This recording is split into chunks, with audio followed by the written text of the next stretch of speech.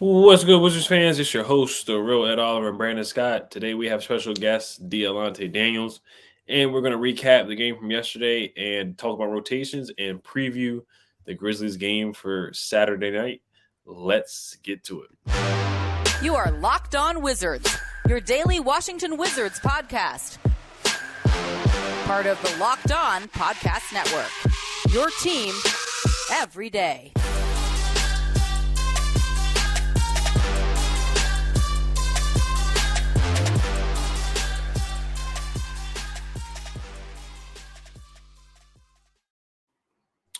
What's good, Wizards fans? It's your host, the real Ed Oliver, and my guy, Brandon Scott. Today we have special guest Dialante Daniels. But before we get into today's episode, it's brought to you by Dave. Download Dave today at dave.com/LockedOnNBA. You can get up to $500 in 5 minutes or less. No credit check and no late fees. All right, so the Wizards lost 120-143 last night to open up the season. Diamante, how you feeling tonight, man? I don't know anymore about after that performance. Like I was telling you guys before we started it up, usually I'm not used to looking at the prospects in the draft, but until maybe after, All-Star game and all that. But I may have to start today because if that's how the Wizards are going to be performing from now on, it's going to be a real long season, fellas. A real long season. Definitely, yeah. I just want to say congrats on getting engaged before we get started. Thank you. But just recapping the game, what was your initial thoughts? What were three things that you like and three things that you didn't like? If there was anything that you did like from last night. I'm gonna be honest with you. I didn't like anything.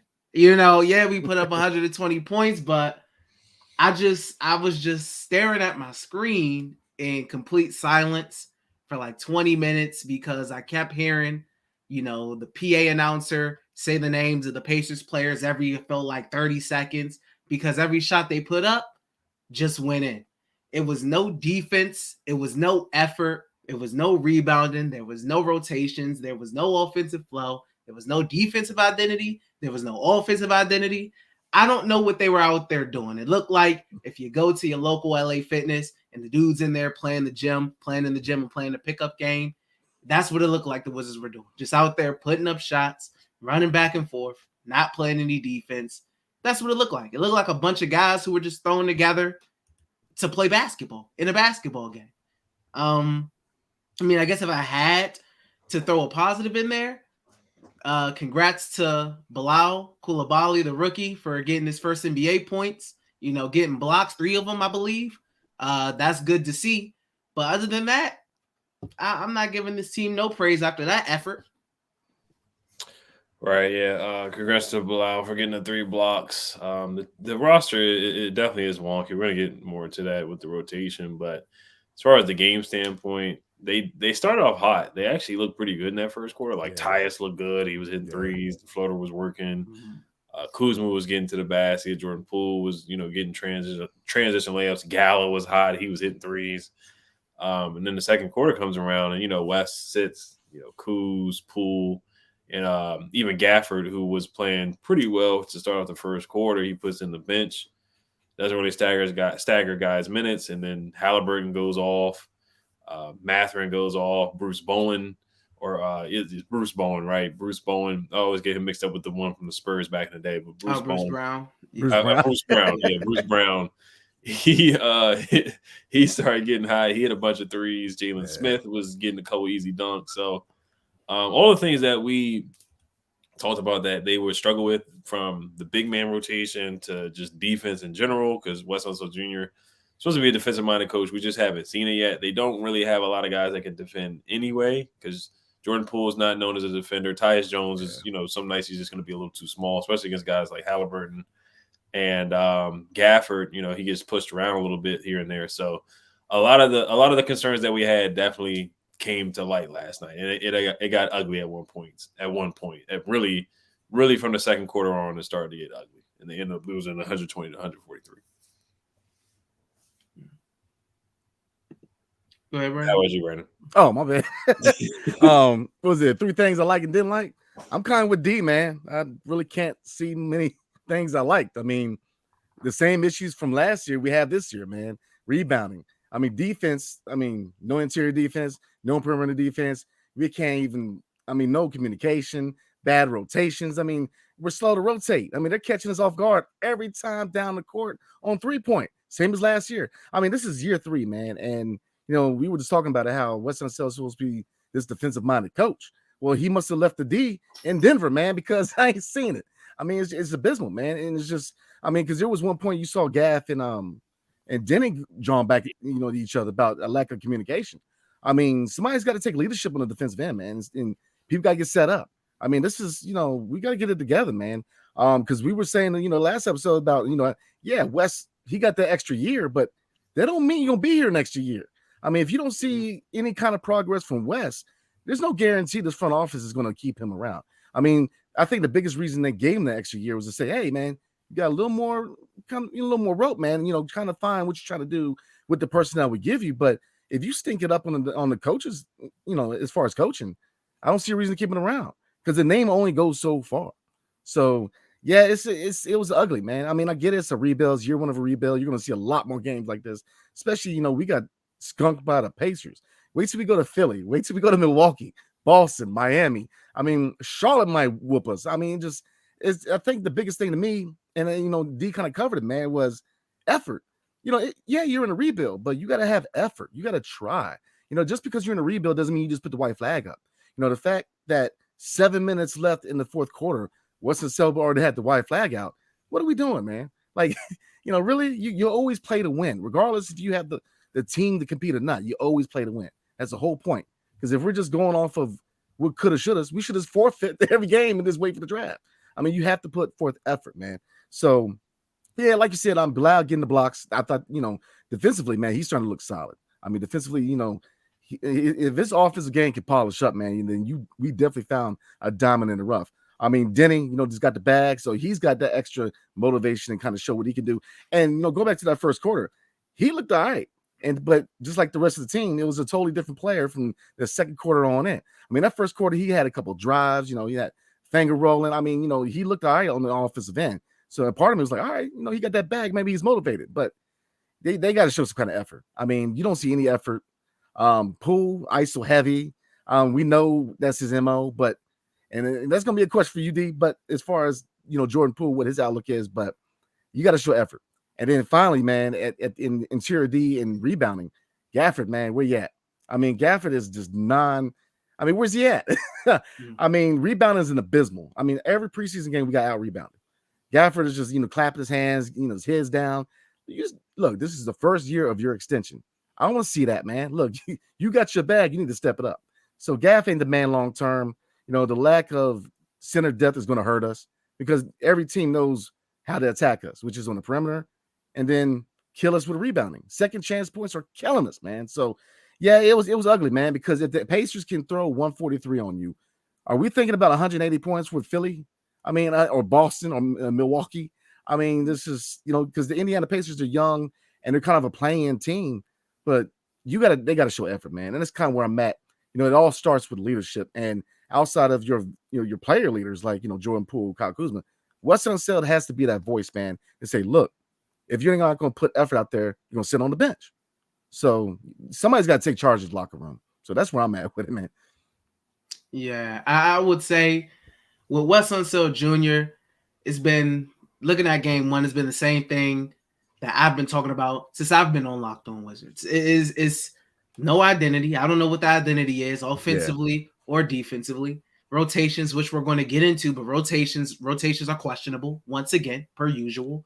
And lack of effort. This is the first time we've seen the Wizards either A, get blown out, B, blow a lead, which I'm sure is going to happen in the season as it goes on. It's just lapses, mental lapses that happen with this team continuously under Wes Unseld Jr. It's looking like it's going to be the same as in regards to that. The reason I think he took the guys out of the game with 7 minutes left is because he wanted the Pacers to be like, okay, let's take our guys out of the game so they don't put 160 points on our head in 4 quarters. I think he did that to save face and save more embarrassment. But, I mean, as the team as a whole, they're just going to have to get creative, man. They're going to have to get creative with the rotations. They're going to have to get creative with playing time. Maybe play some of the more younger guys more, like Bilal, play a little bit more. I don't care about earning your minutes. He continuously showed us defense. And this obviously is what this team needs, is defense. So he obviously is a guy that everybody's going to look at, say, even though he's a rookie, he's excelling at an area that the Wizards as a team is lacking in. So they're going to have to get creative. Wes is going to have to put his thinking cap on and get it together, because 143 and 4 quarters, this effort, not going to cut it in a rebuild. I don't care if it's a rebuild, man. You still are trying to build a new culture. You are still trying to build a new narrative around this franchise under this new management. So efforts like this, nah, it's not going to do it. Yeah, I mean, no, yeah, 110%. And then about the waving the white flag thing with 7 minutes left, teams typically do that when they have a back-to-back. Like, they literally have 2 days off. They don't play until Saturday. So I thought that was terrible, them doing that. And Dialante, like you brought up too, like Halliburton was still in the game. I want to say Mathurin. Like, I thought the Pacers were going to take their guys out too, but they kept playing them. They kept running the score up. So, but Brady, you can go ahead. You had something to say. No, I was just kind of piggybacking on what you guys said, man. It's effort, man. Effort. It goes a long way. I mean, just because you're in a rebuild doesn't mean you just quit. I just don't understand that. To me, Western Cell, that, I mean, when coach does that, you lose locker rooms, because you got guys who are trying to compete. Either you got veteran guys on expiring deals who are trying to get that next bag or find a new team or see where they're at in their NBA career, because Gallo ain't got long. Let's be real. Muscala, what's his fit long term in the NBA? So they're trying to fight for that next team, the next contract. And as far as young guys, they're trying to compete because they're trying to become part of this organization long term. I mean, outside of Bilal, this front office has no loyalty to anybody else drafted.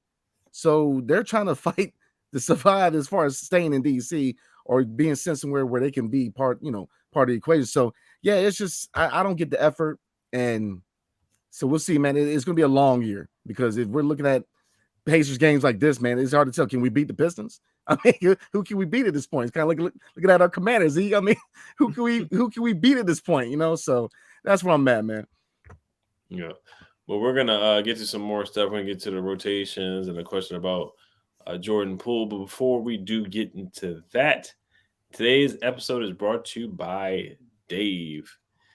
At one time or another, we all need a little financial help. That's why Dave is great. Dave can get you cash when you need a hand between paychecks and can help you build credit by setting extra cash advances on time. Dave would have been so useful when I got hit with an expensive parking ticket or an expected veteran bill, and especially for that car service light that has been on for months. Thankfully, Dave is here to help with extra cash. Dave is the banking app that's leveling the financial playing field. When you download Dave, you can get up to $500 in 5 minutes or less. No credit check, no late fees. It's part of Dave's extra cash account. Advance the money you need with no interest and then settle up later. Download Dave today at dave.com/LockedOnNBA. That's dave.com/LockedOnNBA. You can get up to $500 in 5 minutes or less. No credit check, no late fees. Download the Dave app now or go to dave.com/LockedOnNBA for terms and conditions. Go to dave.com/legal. Eligibility criteria and instant transfer fees apply. Banking services provided by Evol, member FDIC. Today's episode is also brought to you by the Jase Medical. Make sure you guys check out the Jase case. It's very easy to get one as well. Jase case now offers customizability for your Jase case with dozens of add-ons on medications. Choose the medications that best fit you and your family's unique needs. The Jase case is super important right now, very useful as well, because it is flu season. Me and my family just got over a cold and we're sick, but we use the Jase case, had a lot of antibiotics in there just to get through these times. It's going to get colder and colder outside, so it's definitely flu season. A lot of sneezing, a lot of people getting sick out here, so the Jase case is super, super important to have. Jase is continually working to expand their medication offerings in those recent efforts. They added ivermectin as an option in the Jase case as well. Buy a gift card for your family or a loved one so that they can get a Jase case of their own. Go to jasemedical.com and enter code LOCKEDON at checkout for a $20 discount on your order. That's promo code Locked On at JASE Medical.com. Make sure you guys check us out on Sunday night. Thanks for making Locked On Wizards your first listen every day. Everydayers, on Sunday night, we will be recapping the Grizzlies game. We may recap it on Saturday night. Saturday night is the home opener, so it should be exciting. I know a lot of people are excited for the first game at home, so make sure you guys check us out on either Saturday or Sunday night, recapping the Grizzlies game. All right, Brandon, you can go ahead. Yes, sir. So, ID, Kevin Garnett kind of compared our acquisition of Jordan Poole to James Harden, going from OKC to Houston as far as being an ISO guy, a ball dominant scorer. Looking at Jordan Poole, his fit in DC, and just his trajectory as far as his career as a player, do you see him as purely just a scorer, or do you, or with the with these new assistant coaches, do you think they can kind of coach him up and kind of work on the efficiency, work on the turnovers, and maybe he can be the point guard of the future in DC? I think this is a season where I don't see a reason why he shouldn't get a lot, because he already has the ball in his hands a lot. Tyus Jones may be the starting point guard, but a lot of the times Jordan Poole already has the ball in his hands. I think it'll be growing pains. There'll be turnovers. There'll be a lot of games like we've seen against the Knicks, and then the very next game against the Raptors, where we saw how that game looked.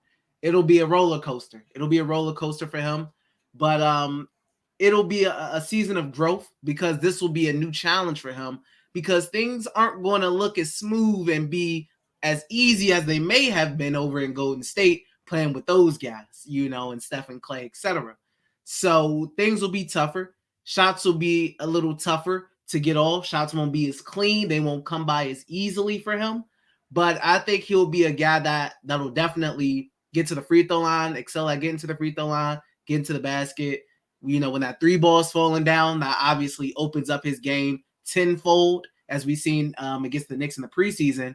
But I think for him on the Wizards, he has the opportunity to definitely hit that next level in his personal career, from six-man to fringe all-star possibly, if everything goes right. And if he continues his scoring trajectory, I don't think he'll ever be a plus defender. I don't expect him to be. I'm not asking him to be. You're obviously going to have to mask his defensive efficiencies. Playing Tyus Jones next to him probably isn't the best look for defense in your backcourt. If you have Jordan Poole, you probably want to have a better defending guard there, or another guard with some size and length there next to him to help mask his defensive deficiencies a little bit. But offensively, man, I think sky's the limit for him, even under West. So it'll be games where we come on here, you guys will come on here, pool party was in full effect, get your rubber duckies and all that. It'll be games like that. It'll be games where you guys say Jordan Poole stunk up the joint. So I think it'll be a lot of that this season. But all in all, it's going to be a season of growth for him, for sure. No, I agree. I think there's definitely going to be a season of growth. But I think as far as his trajectory in his career and his place in DC, he's got to do two things. One, he definitely has to work on the efficiency. He's got to shoot more high percentage shots, man. Mm-hmm. This Leonard Rip, man, just, maybe it'll work this year, but long term, if he wants to be that focal point, whether it's that point guard or two guard, he's got to learn how to be more efficient. Definitely, he's got to bring those turnovers down, but he's got to learn to use the talent around him. It was easier said than done. I mean, in Golden State, it was easy because, look who's he's surrounded by. But here, like the last game, there's times where he was in ISO where I was waiting on him to kind of dish the ball off. Like, dude, you're holding, you're running up the clock, man. You got to get that ball out. And if they're stunting you on D, you got to get that ball out, man. So this is where I'm kind of intrigued to see where this third and fourth scorer, who emerges as the third and fourth options. Because we know Kyle Kuzma and Jordan Poole are going to be the guys. Those are the scorers. But is this finally Denny's year to break out? Is he that third option? Kispert, he's a shooter who can cut, and obviously on defense, he's going to, we're lucky if he's on the average on defense, but who's going to be that third and fourth option? And if we can emerge two more scoring options to kind of help Jordan Poole out, I don't feel there's going to be a lot of pressure on him, and he kind of chill out and find his game. But he's trying to, in my opinion, I like Jordan Poole, man, but he's trying to do too much too soon. Look, try to rely on those guys around you. Denny's right there. I mean, Kuz right there. Tyus proved that he can score a little bit. I mean, that first quarter, he was starting to drain those jumpers, man. So I think there's a lot of options, especially, if looking at the rotations. I think that playing with Jordan Poole would be good for Bilal. It's going to give him more opportunities.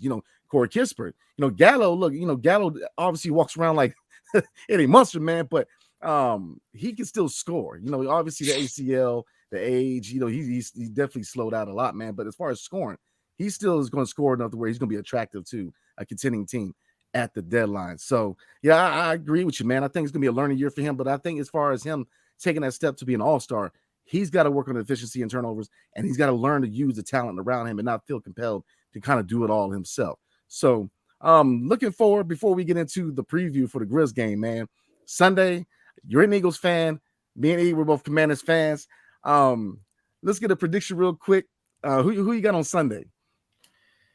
The first game, you guys, I wouldn't even say caught us off guard. You guys always play us tough. Last season, you beat us in Philly, ruined the undefeated streak. You guys got some issues going on right now. It was a tough loss to the Giants. I don't know if Philly's the team to get right on for you guys. It may be, adding salt on the wound. I don't think we're going to see another overtime affair, but I think we'll get Philly scoring about 31. You guys may only score 17. I can't lie to you. I think Philly's going to come out more motivated. You guys came out first game, bam, driving down the field. It was easy. You guys were really getting anything you wanted. And I think Philly's going to kind of take that to heart. We got Byard, the safety from Tennessee, coming in. Blankenship's getting healthy, so both of our safeties are going to be back. I think we're going to take this one. I think we're going to take this one in Washington, and it won't be as close as the first one, in my opinion. Yeah, I'm with you. Yeah, I think it's going to be around. That's actually my prediction, 31-17. Because that O-line for us, man, is trash. It's not looking too good, man. It's looking like our perimeter defense for the Wizards, man. So, yeah, so I actually think it's going to be close. I know we'll talk about it probably off air more about the game, but no, I actually think it's going to be close. I really do, because it's a divisional game. Yeah. And the Commanders are weird. They always get up for these games. When it's a divisional game and playing Philly, like we beat Philly last year when they were undefeated. I think this is Ron's last hurrah. I think that Ron knows the seed is getting hotter and hotter, as it should be. And I think they're going to play hard. I think it's going to be a close loss. I think they're going to lose by like 3, because I think they're going to play hard. I think they're going to move the ball a little bit. And I think they might actually have a lead at one point. But they're definitely going to lose this game for sure. And it's going to be 90% Eagles fans there, unfortunately. I hope if they do try to get an autograph from Jalen Hurts, I don't wish anybody to get hurt. We'll see. Hopefully the gate stays up this time. Hopefully the stands stay up and nobody falls over. Look, I ain't trying to be nice, man. They trying to get Jalen Hurts an autograph. I hope they get hit by doo-doo water, man. you know how it goes at FedEx. I'm just saying, man. So FedEx. So we're going to roll into the Grizzlies preview real quick before we do.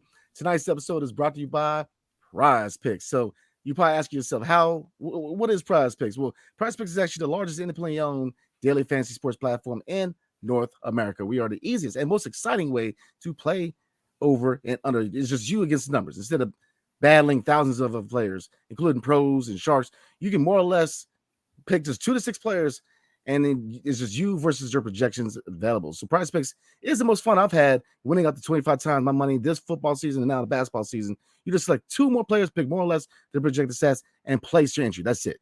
Testing my skills on PrizePicks this football season is the most exciting way to play fantasy sports. So if you have the skills, you can definitely turn $10 into $250. Good God. So go to prizepicks.com/LockedOnNBA and use code LockedOnNBA for the first deposit match up to $100.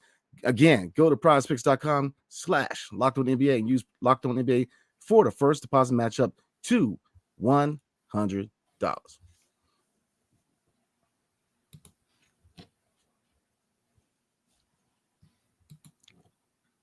Well, I think you're mute, E. Thank you. Yeah, I do want to get into a little bit about the rotation before we do get into the preview real quick here. So this is paraphrasing what Kyle Kuzma had to say in his press conference after the game. He did say that him, Tyus, and Jordan Poole need to be staggered. Their minutes need to be staggered more. because the game got out of hand when they all three sat. He also said it's hard for Bilal Coulibaly because he went from being a starter all preseason to not being one in the game last night. He said that it threw off his rhythm. So, what are your thoughts on that quote from Kyle Kuzma? And just about the rotations in general last night. We saw a lot of veterans get minutes, which is what's going to happen. You know, DeLon Wright's going to get a bunch of minutes. Tyus, Gallo, Muscala, all guys who I think most likely will be on the trade block. You know, they're just going to get a lot of minutes right now. We just know how Wes is. But Dialante, you can go first. I definitely I agree with him. Kuz is usually correct on his assessments on teams and the Wizards specifically. He's usually correct on it. They definitely need to stagger. After that first quarter, they were running with an all bench unit. The juice just drained. It got bad, and it started getting bad to the point where they couldn't recover. So Jordan Poole or Kyle Kuzma needs to be in there at all times with one of these bench lineups. The rotations, they need more size out there. They need to. I get it. The personnel isn't the best. We got to work with the cards that they were dealt with. They got to deal with it. So maybe, and I know Wes isn't going to adjust on the fly this fast, but maybe if you don't want to start Bilal yet because he's a rookie or yada, yada, yada, maybe you put DeLon out there. If you want to play him, put him out there next to Jordan Poole. DeLon's a little bit more defensive-minded. Maybe he'll help. I would love if Bilal was out there. One, because he was starting in the preseason, and then you throw him on the bench, and the rhythm, like who said, the rhythm gets messed up with that, with him being a starter and then going to the bench. And I would like to see him in the starting lineup. I wouldn't hate Jordan Poole at the 1, Bilal at the 2, Denny at the 3, Kuz at the 4, Gafford at the 5. You got to get creative. I wouldn't mind lineups where Denny's at the 5 or Kuzma's at the 5. Yeah. You got Gallinari, who's, maybe 90 years old. I'm not sure. I haven't looked in a while, but he's up there. We got him out there trying to run around and rotate, going 2 miles per hour on the court. Yes, he can score, but what does it matter if you can put up 120 points if you're going to continuously give up 130 and 140? You're going to lose. So, yeah, you can score, but if you keep giving up buckets, what's the point? What's the point of all these guys who can score if we can't stop anybody and we keep losing?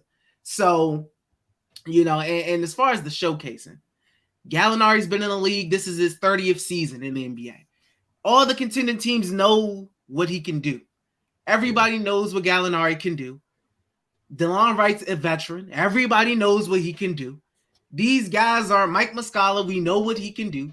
These aren't young guys like James Wiseman in Detroit, who's 23, 24 years old or something, like Bagley, who we talked about off air, who maybe is still a little bit of an unknown, still growing.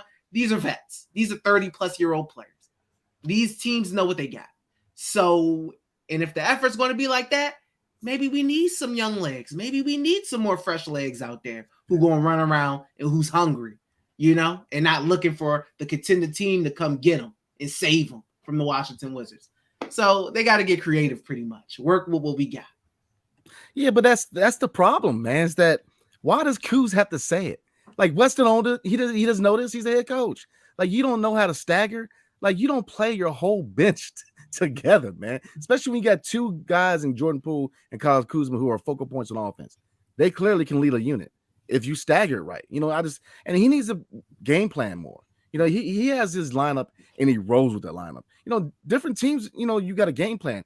How you game plan against the Cleveland Cavaliers is different how you game plan against the Clippers. I mean, obviously with a team like the Cavs, with 2 guys who are pretty much centers, you're going to have to play a taller lineup as opposed to there's some teams where, yeah, I'm with you. You could put Kuzma in a smaller lineup at the 5 and a scoring lineup because, look, let's be real. Rebounding and defense is going to be an issue all year long. So maybe you need to have a lineup with a lot more with Kuz at the 5 where we're going to have to try to score with these guys. And some teams we may be able to. Some teams it's just going to be a dream. But he's got to be more creative, man. He's got to be able to game plan, actually utilize the personnel you have. We have a lot of players on this team that can play multiple positions. So you can game plan. You can mix and match here and there. One game you can put Denny at the 3, put him at the 4, because really he's more comfortable with the 4. So, I mean, maybe one game you start his spread at the 2. I mean, you have a lot of options, especially with Bilal, because Bilal, I can see him at the 2 or the 3. So you have options. He's not utilizing the versatility of his personnel. And that's the frustrating part about what Sun says, other than his lack of defense, is that he's stagnant. He sticks with his lineup and that's it. And year 3, you still don't know how to make adjustments. You still don't know how to stagger your lineup. You still having issues with rotations. I mean, I'm saying year 3, man, you have to see some kind of leap at the head coaching position, man. You still can't be learning on the job at year 3. So I hope that he takes that step and figures it out, man. But this is me personally, I don't think he's a coach for his organization, man. Year 3, I've seen enough. First game, 7 minutes left, you throwing in the white towel. I think that I don't know if he ever had the locker room. I mean, do they respect him? Because for Kuzma to come out and say this, this would be something that the coach says is at the press conference after the game. Like, look, I need to do better this, and this. For players to come out and say that, that's an issue, man. That's an issue. He's got to solidify himself as the head coach and stop trying to. I mean, he's too quiet. He's got to solidify. I'm the coach. He's got to set the standards. So, when players start setting the standards in the locker room, that's where you lose the locker room as far as head coach, in my opinion. Yeah, Kuzma spoke out many times before, even last year when he said that, they just draw plays for Bradley Beal all the time in the clutch. And that's definitely a shot at West as well because, in the clutch, that's the only play he really drew up was just an isolation play to Bradley Beal. And we kind of knew how that went. It was usually a turnover or a missed shot in the last few seconds or the last few minutes of the game. But, I mean, for him to put, a lineup of like Muscala and Gallo at the same time, that's a recipe for disaster. It's two guys that can't move their feet. Gallo, I mean, everybody's saying that he moves like a 70-year-old guy out there. He's just coming off a torn ACL injury. He can barely move, and he's not going to guard any big men or guard any guys that are bigger than him. Any centers, he's not going to stop anybody from the perimeter. It's an automatic bucket when he's out there too. And then Gafford, he gets pushed around too, but. You just can't throw out an all bench lineup. And then as far as the veterans over some of the young guys like Bilal, honestly, I think Eugene needs to get a little bit more minutes. Eugene had 8 minutes. I think, he can play. We just don't have a lot of centers, but he plays with more physicality. He's probably the most physical guy on the roster, as he does look like a football player. He looks like a tight end out there. So I do think just for physicality purposes and rebounding, I think he definitely needs more minutes. Bilal ended up with 23. So Wes, he tends to play veterans. Like he'll play Anthony Gill over Denny. We saw that last year. So Wes loves doing things like that. So when Shamet comes back, he's going to be in the mix for sure. Shamet's going to get about 20, 25 minutes. I'm not going to be surprised when that happens for sure.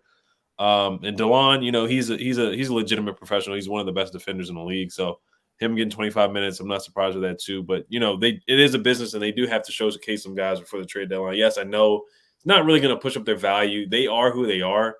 Not going to get a first-round pick for any of these guys. We'll be probably grateful just to get a second for a lot of these guys like Muscala and Gallo. You may not even get that. You may have to buy out Gallo before the trade deadline. We'll see what happens with that. But, yeah, it's a weird lineup. It's a weird roster. It's a wonky roster. You don't have many bigs. You don't have a lot of guys that can really defend. You do have some shooters, but nobody's really a two-way player on the roster either. Yeah. So, yes, it's a bottom-tier roster, but West doesn't really – push and motor the team to be in the best spots to be successful. I think the first 10 minutes of the game, he has a good script, just like last year. The first quarter, the second quarter, we would come out hot, and next thing you know, we would blow a 15-point lead. So he just doesn't have that any sustainability to keep a lead or really to keep the game going, the game flow. The offense just gets stagnant after the first quarter. He has a couple of good plays. Then after that, it's just stagnant. Everybody's looking around. So as far as the rotations, we'll see. I think the rotation is the only time we'll see a good rotation is really after the trade deadline, after we consolidate and make some trades. Right now, I just know with Wes, it's going to be playing some veterans. And then at the same time, yes, some of the young guys, they have to earn it for sure. Denny, even with him, he looked like he was on somewhat of a minute restriction. He played 21 minutes. Of course, there was a blowout, so he would have played more. But I know some people in the chat talked about, he should have got some more minutes. I was looking at that too. He didn't get a lot of minutes. And he played a good game. He played a fairly good game. Not a great game, but a good game. Didn't shoot any threes. I want to see him shoot the ball a little bit more. And then he put Gafford back in with 3 fouls. And, of course, Gafford picks up his 4th foul. So I thought that was a questionable move by West too. There was one time where they didn't really have a point guard out there. Bilal had a inbound violation. So that was a weird lineup too. So, West – he is who he is. We've seen him. The Clippers lost the 35-point lead that we blew, giving up points in the paint. He set a record for that against the Nuggets. So the blowout against the Nets where he got blown up by KD by himself at home. So we've seen many games where Wes has shown that, he's just not the guy. He's just not. I think he's a good assistant coach. But as far as a head coach, I just think he's not the guy. And I will say a little bit. This year is not going to be all his fault because we just don't have the roster. But as far as a developmental standpoint, I do think there's better options. You got guys next to him like they brought in Brian Keefe, they brought in David Vanderpool. Yep. So if he makes mistakes, then they did give him that extension. But we'll see how long the leash is for Wes Unseld Jr. We'll see if he does last through. I think they're going to let him finish this year, but we'll see what happens next year if they do decide to bring him back or not. Yeah, go ahead, Brian. No, I mean, I'm kind of picking back on what you guys said, man. I mean, year 3, he's still the same coach he was year 1 and year 2. I mean, the rotations stink. I mean, it's just no motivation. I mean, I get it. Not every coach is a rah-rah, get them together type of coach, but you got to do something because, again, you keep seeing players come out and say what we need to do. No, you need to be that guy. You're the MC. The coach is the MC. You need to be the guy who says, this is the direction of my roster, man, not the coach is saying or the player is saying this. He's too stagnant, and he's not enough of an in-your-face coach that I think we need. I don't think we need a player's coach who's behind the scenes. We need a guy. Look at the history of this league, man. Most of your winningest coaches are guys that get in your face, who have high expectations, who set the standard. Your Pat Rileys, your Phil Jacksons. I mean, the list goes on. Guys who expect a high standard. What's the expectations that Wes Unseld has for his roster? I mean, I don't see it because, again, he started out good, but it's like saying, man, this book has a good intro, but the rest of it's trash. I mean, I ain't trying to hear all that when I buy it, man. Like, you got to be able to coach 4 quarters, man. Starting out good and continue to the lack of adjustments at halftime, that's inexcusable, man. So, yeah, I agree with Ed, man, that, a lot of the issues this year is not on Wes, but, look, he's got to evolve as a coach, too. You got to see some of he's got to step his game up because I'm starting to think that he's going to lose that defensive title because the defense, I mean, the defense look better under Scott Brooks, man. Like, what do we, it's just, I don't see the defense. So that's where I'm at with it, man. We'll see on West, man. I hope he steps it up, but he's got to utilize the personnel that he has, man. That's my humble opinion. Yeah, I would say Wes is the perfect coach to have if the Wizards, which is their goal, to rebuild, and if they wanted the top 3 pick, top 5 pick, Wes is the perfect coach to have because this is the type of roster where you need to be creative with. You can't just put guys out there and say, go get it, and they talented enough and skilled enough to go get it. This roster is flawed, as we all know. It's flawed. So Wes needs to get creative. Issue is, Wes isn't creative. Wes isn't creative offensively. He's not creative defensively. Yeah. It's just, I mean, this isn't the first, like, Kuz, like, before we had Spencer Dinwiddie in the past talk about, I don't really know what I want to do, what they want me to do on offense. They want me to do this. They want me to, the offense at times was said it was a little much. So Wes was saying he was going to simplify it. And there's always been problems. So, I mean, if the goal is to get a top 5 pick, this is the perfect coach to have for it with this perfect flow of the roster because he ain't going to make nothing shake. He got all the ingredients. You're going to come back an hour later and all the ingredients going to be in the same spot. He ain't making no dishes with it, so hey. Yeah, his defensive decision-making is always questionable. Like last year, like to double a lot, leave shooters wide open. Like to play zone, leave shooters wide open. Why are we letting Buddy Hill hit 4 threes when we know he's a shooter? Why are we letting Bruce Brown get 6 threes? 6 for 8 from the 3? That's inexcusable. And then Bilal plays well on Tyrese Halliburton. He gets a block.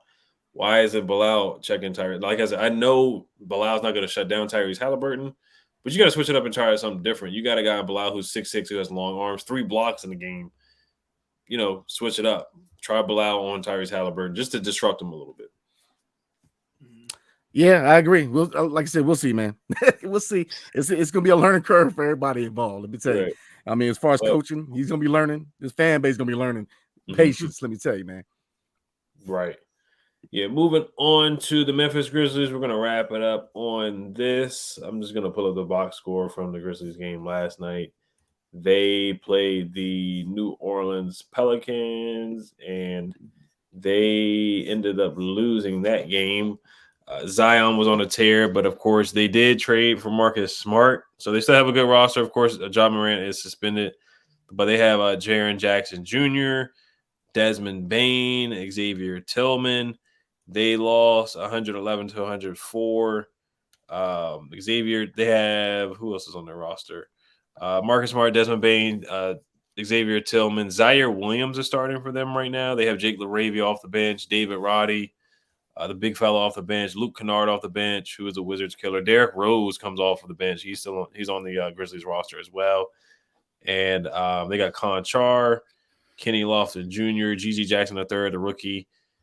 Marcus Smart had 17. Desmond Bain had 31, 5 for 10 from the three-point line, so definitely look out for that. Jaren Jackson had a bad game, but they did allow Zion Williamson to have 23 points and 7 boards last night in the loss, 111-104. So what are you guys' thoughts on the Grizzlies? What's your keys to victory or just keys to development? We can look at it that way. What's your thoughts on the Grizzlies game for Saturday night? I mean, for me personally, they got to find a way to contain and slow down Desmond Bain. He dropped 31, put up 5 threes, shot 50% from the three-point line, put up 22 shots as a whole, had 5 assists and 5 rebounds, 2 steals. He filled up the stat sheet. So he's a guy who, if they're not careful, he can end up dropping 40 on them if they come out with the same defensive effort and energy that they did against the Pacers. So obviously he's threat number 1 offensively. It's going to be tough. Jaren Jackson down low. He brings size. He's a deterrent defensively. Obviously, the basic things is you want him to rebound, not turn the ball over. I'm going to leave it at this. Just play with effort. Wes, be creative in some type of way. Be able to adapt. Don't take 50 hours to call a timeout when you see the game starting to get out of hand a little bit. You just sit with your hand in your pockets, and just let it happen. Because I'm saying this to you because I assume that you don't want to get fired. I assume that you're coaching for your job, But if you don't care, then okay. Don't pay me no mind. But I just want to see Wes get a little creative out there with the lineups. I want to see him be able to adjust, man. I want to see adjustments out of Wes on the rotations, with the timeouts. Just adapt to what you're seeing on the court. Please. That's all I ask for, man. That's my key. Effort and Wes, adapt, man. That's all. Yeah, I'm gonna say this, man. Looking at the roster construction for the Grizzlies, Jackson, man, I'm gonna attack Jackson. I'm gonna spread the floor because I'm gonna bring, because look, who's at the 4? I'm gonna bring Jackson up. So I'm gonna definitely utilize a lot more pick and rolls, man. I'm gonna pick and roll them, but I think we need to push the pace. Definitely just try to catch them defensively off guard in transition, man. That's what I'm gonna try to do because, if you look at it, they're a defensive-minded team. I mean, Marcus Smart, that's his bread and butter, his defense, man. Desmond Bain, more of a 3-and-D guard, man. Even Zion Williams has size on him, man. So this is a team that, can defend. But, looking at Jackson, yeah, as far as interior, he's going to hold down the paint. Let's be real. It's going to be another night where Gaffer's just going to be slapping his hands and lack of rebounds. But if I'm going to game plan, I'm going to bring him out, man. I'm going to bring him to the perimeter. I'm going to let Kuz cook him on the perimeter. Because obviously, his defensive presence lessens the closer he gets to that 3-point line. So that's what I'm gonna do. I'm gonna expand this offense, and I'm gonna pick and roll. I'm gonna get creative, get guys to cut more. I'm definitely gonna be more finesse with the Grizzlies if we have a chance to beat them. Yeah, I would definitely I would stress physicality because they're still a really physical team, even though they don't have Steven Adams and John Morant. Yeah. Their whole motto is a grit and grind. They certainly play hard at all times.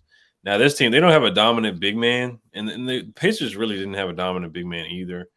Xavier Tillman is a good big. He had 17 and 12 last night, so I would just look at how Gafford matches up against Xavier Tillman, what happens there. But they got to defend the 3-point line. They got to defend Desmond Bain from the 3-point line. Marcus Smart, he can hurt you a little bit from the 3-point line as well, 2 for 6.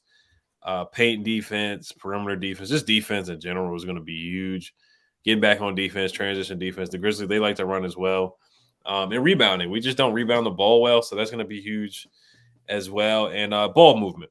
I know Kuz and Jordan Poole, they can score, but, how are they getting their buckets? Is it dribble isolation, or is it in the flow of the offense? Some of that's on West, too, just drawing up plays, getting these guys involved, coming off screens, pin downs, different plays like that to get guys open. And Tyus, keep doing what he's doing there with the floaters and knocking down threes. If he can keep that up, I think we got a chance. I think this is a game where it will be within range. I don't see a blowout in this game. Even I wouldn't be surprised if we did.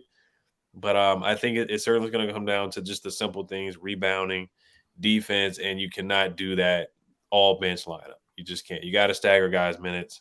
And I do want to see some offensive plays called for Bilal. I don't really see them.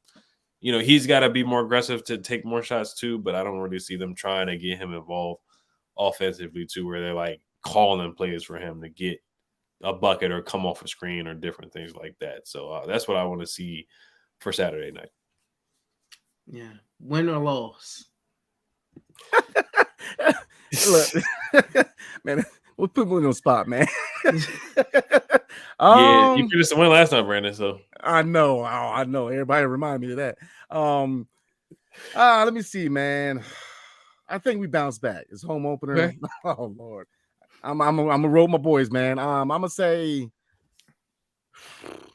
115 to 111. We squeak by. Okay. I'm gonna say an L. I'm gonna say they lose by 3. I'm gonna say Jordan Poole misses a step back 3 to tie it, and the time expires. But we look a lot better than what we did than yesterday. I'll say that. Yeah, I think so. I think I'm gonna go win. I think they take game 1 at home. For the home team, for the home fans out there, give them something to come out for. I think it'll be a close game for sure. I think the final score will be 110 to 106. Okay. I like it. Yeah, I can rock with it. I like that. But Dialante, you got anything to plug before we wrap it up tonight? Well, once again, thank you guys for having me on. For anybody who doesn't know me, D talks a lot. On Twitter, YouTube channel, I cover Wizards. I go live after games, just to talk like this, like how the boys Ed and Brandon do. So if you guys want to follow me on YouTube, at D talks a lot on Twitter as well, or X, whatever you want to call it. But yeah, that's all. Thank you guys for having me on. Yes, sir. So yeah, hopefully we can come on Monday. We'll see what happens with this Commanders game. Hopefully something crazy happens. Hopefully upset, but we'll see. All right, we just want to thank you guys for listening. Make sure you guys subscribe, hit the notification bell as well. Hail to the Wizards. Peace.